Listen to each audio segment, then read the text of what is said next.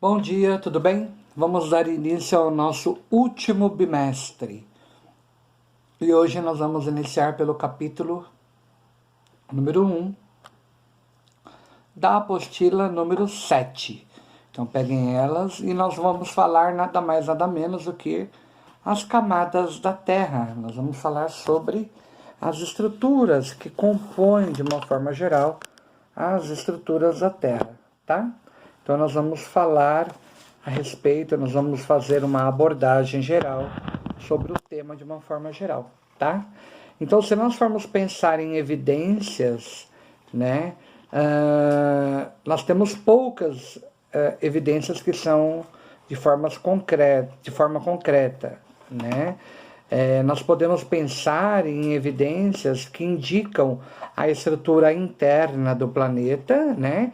E que de alguma forma apresenta, né, as camadas de composição, seja ela do estado físico, seja ela com relação à profundidade, seja ela os diferentes aspectos que possam envolver aí. Mas se nós pensarmos na camada enquanto essência, né, da qual nós habitamos, né, ela é muito superficial, de uma forma geral, né? A gente sabe que ela é a mais fina presente, ou seja, de uma forma geral, a gente tem que pensar que tão espessa, né, ou proporcionalmente tão espessa, quanto a casca de uma maçã, né, em relação à fruta toda, de uma forma geral. Então, tudo que norteia, tudo que dá condições e subsídios o suficiente para que isso possa acontecer. Ao contrário do que se costuma pensar, o interior do planeta, de uma forma geral, ele pode se mover, né? E isso ocorre de forma constante. Ainda que, de uma forma geral, né? De uma forma muito lenta, né? O que torna, de uma forma geral, em outras palavras, né? O que se torna difícil é perceber, né? No dia a dia, né, quando se move de modo tão rápido. Os efeitos, eles são perceptíveis e pode também vir a transformar bastante a paisagem, né, a paisagem de uma forma geral. E se nós formos pensar aí, a gente tem que pensar com relação ao interior da Terra. Se nós falarmos no interior da Terra, nós temos que pensar no processo facilitador, né, sobre os estudos da Terra. Né? Como que os pesquisadores conseguem classificar esse estudo com relação à Terra? Então, nós temos 3 estruturas principais: a crosta, o manto e o núcleo. Tá? Se nós pensarmos em todas essas estruturas, nós temos que pensar no quê? Que a crosta é a parte mais superficial do planeta e ela está dividida em crosta continental, ou seja, que abrange todas as terras emersas, ou seja, terra firme, né? A crosta também que a gente tem é a crosta oceânica, que é o fundo dos oceanos. O manto, ele é dividido em manto superior e manto inferior. Se vocês olharem na primeira página do capítulo, vocês vão ver essa imagem. E o núcleo, ele é a porção mais interna e que compõe o centro do planeta, né? Ou seja, está dividido em núcleo externo e o núcleo interno, tá? Então são essas 2 estruturas que nós temos aí presente, ok? Agora nós vamos estar falando um pouquinho sobre cada uma dessas estruturas, tá? A crosta, de uma forma geral, ela é formada por rochas. Essa crosta é a camada mais externa e também a mais fina da Terra. No fundo dos mares, nos oceanos em questão, a sua espessura ela varia em torno de 5 até 10 quilômetros, mas ela pode ter em média em torno de 35 até 70 quilômetros aí nas zonas continentais, onde passam a se encontrar, né, grandes cadeias montanhosas. Em muitos lugares, essas rochas elas não são aparentes, né, pois estão cobertas pelo solo, né, ou por sedimentos. A gente pode citar quem como forma de sedimentos? A areia das dunas, por exemplo, é uma forma de sedimento. A crosta continental ela é menos densa e relativamente mais rica em compostos de sílica, né, do que a crosta oceânica. essa crosta de sílica, a sílica em questão, ele é um composto químico que pode, né, se ligar a diferentes outros elementos químicos aí. E aí, com isso, ela acaba dando origem a outros minerais, como areia, argila, o quartzo, tá? Quando eu falo em rocha, na realidade, eu estou me referindo... Só um minuto. Quando eu falo em rocha, eu estou me referindo a um conjunto, a uma associação, né, de minerais. E um mineral, por sua vez, não deixa de ser um composto que é formado de maneira natural, né? A sua composição química, a sua estrutura, ela é cristalina e muito bem definida. O quartzo, o ouro, aí pode ser um dos exemplos que a gente cita como sendo parte dos minerais em questão, tá bom? Que mais? Vamos lá, deixa eu ver aqui o que dá para mim abordar mais ainda aí com relação a este conteúdo proposto. Todas as formas de vida que nós podemos conhecer dentre o planeta, elas estão sobre a crosta, né, ou dentro da sua porção mais superficial. Grande parte dessa superfície superior da crosta, que a gente chama de terra firme, ela é recoberta por solo, onde a partir daí vivem, né, plantas, animais, outros organismos, ou seja, além de ser usado, né, pelos seres humanos para o cultivo de espécies de interesse comercial, né, entre elas as plantas que nós utilizamos também na alimentação, trigo, arroz, legumes, hortaliças.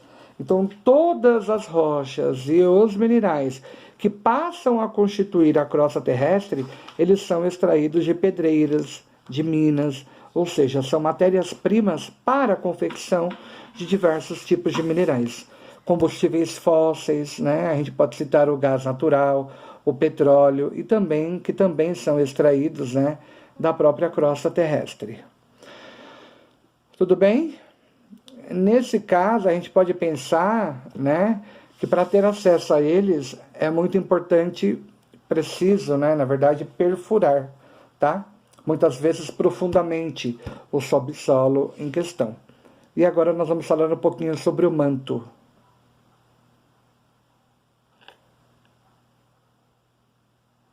O manto. O que é o manto, né? O manto é uma camada intermediária do interior da Terra. Ele se inicia abaixo da crosta e ele vai a aproximadamente 2.900 quilômetros de profundidade.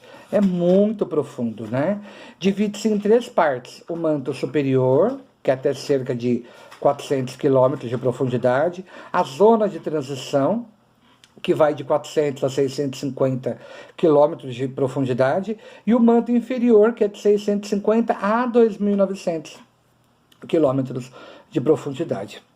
Então, esse manto, na verdade, ele apresenta temperaturas elevadíssimas que podem chegar a 3.000 graus Celsius. Ele é formado majoritariamente por rochas sólidas, no entanto, em algumas regiões, pode apresentar-se na forma de um líquido pastoso, como acontece, né, nos vulcões que a gente considera como estruturas ativas aí de uma forma geral, tá? As condições especiais, elas provocam o derretimento das rochas do manto, né, que nesse estado passam a ser chamadas de magma, e as rochas derretidas, elas são menos densas que as sólidas, ou seja, por isso tendem a subir em direção à superfície terrestre. Todo o magma que se acumula, né, em grandes bolhas, chamadas de câmaras magmáticas, tá? Então, nas câmaras magmáticas é que nós temos esse acúmulo, né, desse magma em questão. Quando um vulcão ele entra em processo de erupção, pode-se ver o material de forma avermelhada, quente, que nada mais é dando origem ali, no caso, aquela estrutura avermelhada, né, quente, é o magma que está sendo expelido. E geralmente ele é expelido com muita força, né, do seu interior. Quando extravasa na superfície esse material, ele é denominado de lava, tá? Então conclui-se que, né, de uma forma geral, que o lugar de onde a lava vem no interior da Terra é muito quente, que todo esse material está submetido a uma pressão muito elevada, pois dessa forma ele é ejetado do interior do vulcão e geralmente com muita energia, né? Ele acaba ocorrendo desta forma, tá? Se nós formos pensar em a nível de estruturas, a gente tem que pensar que os cientistas eles descobriram, né, que entender a interação entre o magma escaldante, que vem das profundezas da Terra, com o magma mais antigo, que está resfriando nas câmaras magmáticas, é essencial. Aí a gente consegue prever ou explicar até mesmo as erupções de vulcões. Por isso, né, passaram a vigiar constantemente a atividade nas câmaras vulcânicas, né? O quanto maior a movimentação no interior delas, maior o risco de uma erupção catastrófica, né? O que poderia destruir cidades, né, países, toda uma comunidade que possa estar em volta desse vulcão aí, tá? Depende muito da intensidade da qual ele está em processo de erupção, ok? O buraco mais profundo já perfurado pela humanidade tem pouco mais de 12 quilômetros de extensão, e ele demorou mais ou menos 20 anos para ser feito. Dentre essa profundidade, a pressão, a temperatura já são excessivas para a maioria, né, das ferramentas em questão, materiais, né, e técnicas que são utilizadas para a realização dessa perfuração. E o que acaba, de alguma forma geral, né, tornando esse processo impossível ou extremamente custoso, né, e de maneira insuficiente, né, insuficiente e ineficiente. Então, o interior, né, dos planetas ele é estudado indiretamente.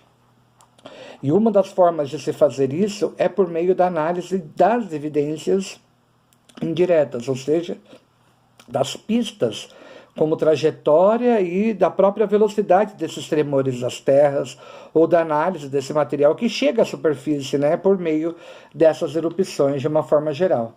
Então ele vai dando indícios do que está acontecendo e de como, de uma forma geral, está acontecendo. Então são algumas das características que a gente tende a observar. E aí a gente chega na estrutura principal, que é o núcleo, né? Esse núcleo, ele é a camada mais interna do planeta, né?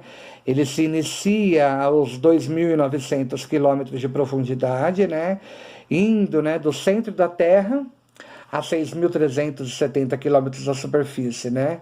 Ele é formado principalmente pelos metais, ferro, níquel, que são submetidos a uma temperatura de cerca de 6.000 graus Celsius, ou seja, uma temperatura muito elevada, né? A mesma temperatura da superfície do Sol. É dividido em núcleo externo, que é líquido, né? E o núcleo interno, que é sólido. Por isso que quando ele extravasa, a gente sabe que ele é, né, a parte líquida. Os movimentos do núcleo eles são responsáveis pelo campo magnético, que envolve a Terra e que atrai as agulhas das bússolas, né, e repele grande parte das partículas que são nocivas e provenientes, né, vindas do Sol. Tá? Essa é uma das nossas características que a gente pode citar aí. E aí a gente não poderia dizer diferente, né, uma coisa, curiosidade, duas curiosidades.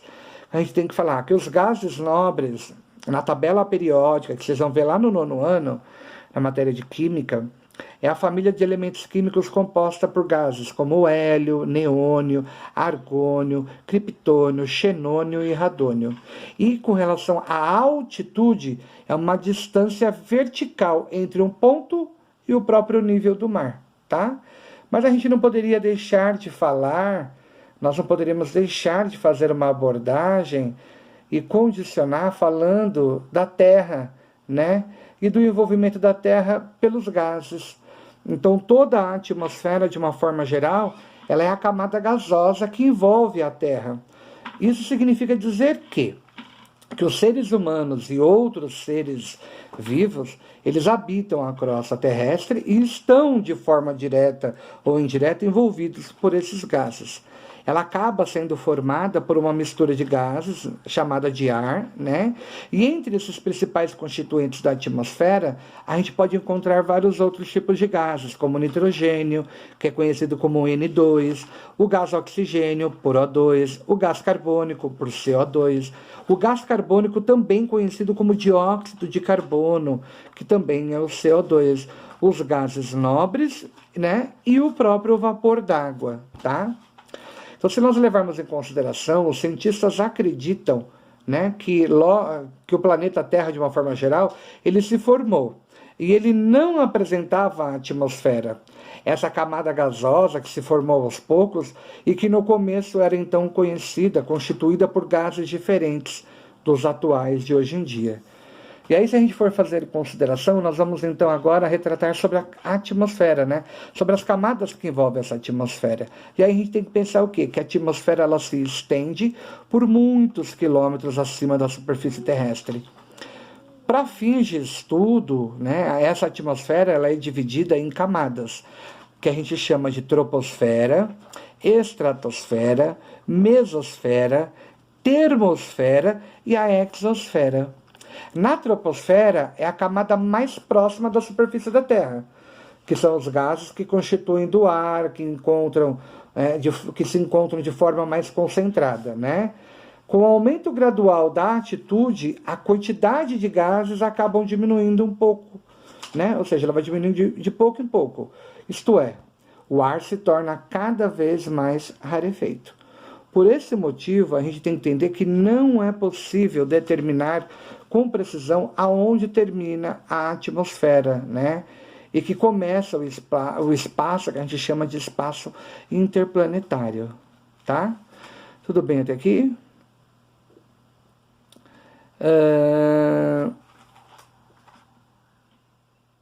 Então vamos fazer uma revisão geralzona de tudo, então? Então vamos lá.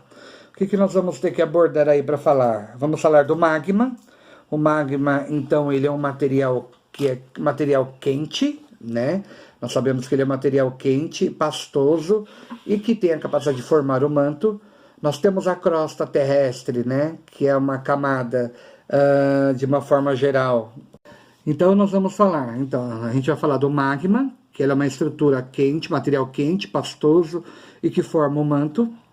Nós vamos falar da crosta terrestre, que é uma camada sólida onde se forma esse solo.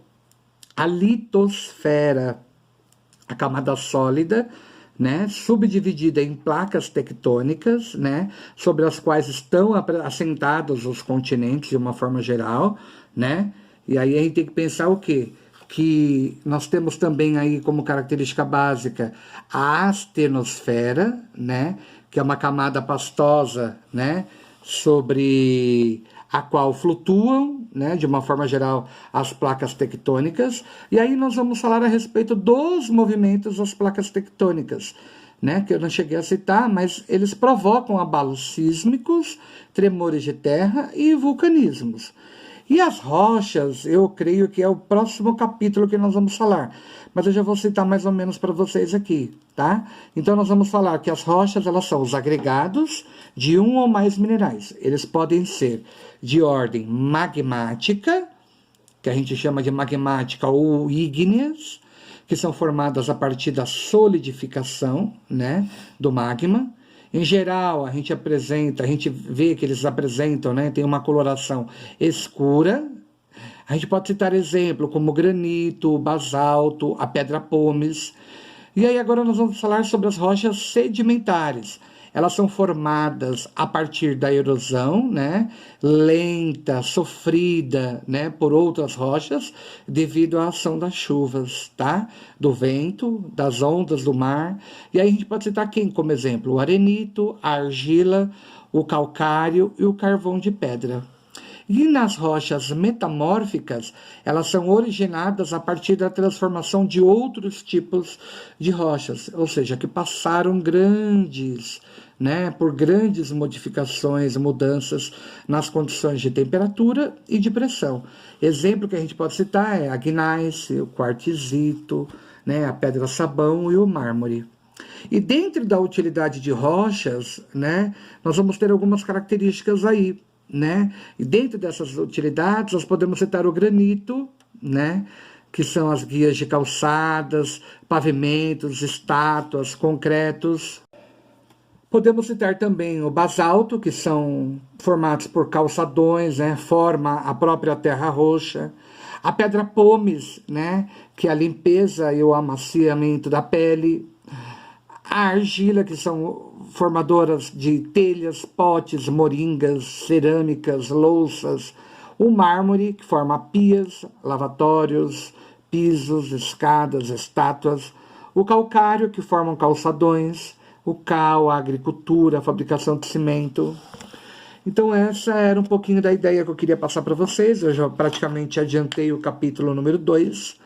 E aí nós vamos estar verificando isso um pouquinho, ou realizando os exercícios de uma forma geral. Então, o meu agradecimento, que vocês tenham entendido. É um assunto que começa agora, mas tem uma magnitude muito grande, tá bom? E agora vamos fazer os exercícios. Tchau, tchau, bye, bye, até a próxima aula.